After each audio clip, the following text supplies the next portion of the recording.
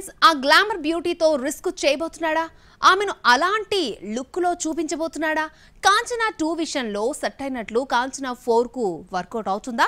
Lawrence కథను అంతలా believe చేసిన ఆ అమ్మడెవరో చూద్దాం. బుట్టెబొమ్మ పూజ హెగ్డే రూటు మార్చింది. గ్లామరస్ పాత్రల నుండి డైవర్షన్ తీసుకుంటోంది.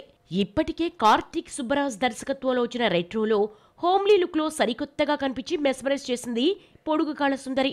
కన్నిమా సాంగ్ అయితే యూట్యూబర్లు విపరీతంగా రీక్రియేట్ చేశారు. సినిమా రిజల్ట్ ఎలా ఉన్నా పూజాకు మంచి అప్లాజ్ దక్కిందే. దీంతో అప్కమింగ్ ప్రాజెక్టులోనూ తన క్యారెక్టర్ కొత్తగా డిజైన్ చేసుకుంటోంది పూజ.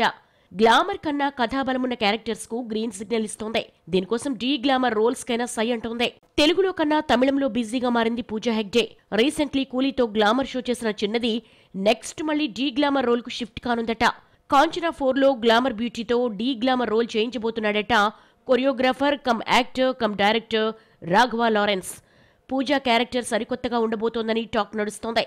ముని ఫ్రాంచైజీలో వస్తున్న కాంచనా 4 లో డఫ్ అండ్ డమ్ గా కనిపించబోతోందట బ్యూటీ. అంతేకాదు దయ్యంగానూ భయపెట్టబోతోందని టాక్ వినిపిస్తోంది. లారెన్స్ చెప్పిన స్టోరీ నచ్చి డీ గ్లామరస్ పాత్రలో చేసేందుకు సై అంటోందట పూజ. గతంలో కూడా రాఘవ లారెన్స్ ఇలాంటి ఎక్స్పెరిమెంటే చేశాడు. కాంచనా 2 అలియాస్ గంగలో నిత్య మీనన్ను ఫిజికల్లీ హ్యాండిక్యాప్డ్ గా దయ్యంగా చూపించాడు. ఈ రోల్ కు నిత్య 100% న్యాయం చేసింది.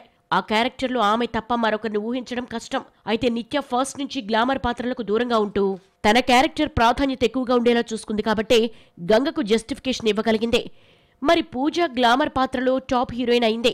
ఇప్పుడు ఆమెను డీ గ్లామరస్ పాత్రలో చూపించడం లారెన్స్ కు పెను సవాలే. ఏమాత్రం తేడా కొట్టినా ప్రేక్షకులు తిప్పికొడుతూ ఉంటారు. మరి ఈ విషయం తెలిసి పూజాతో రాఘవ రిస్క్ చేస్తాడా లేక ఆమెను సరికొత్తగా ప్రెజెంట్ చేస్తాడా? బొమ్మ థియేటర్స్ లో పడేంత వరకు ఆగాల్సిందే.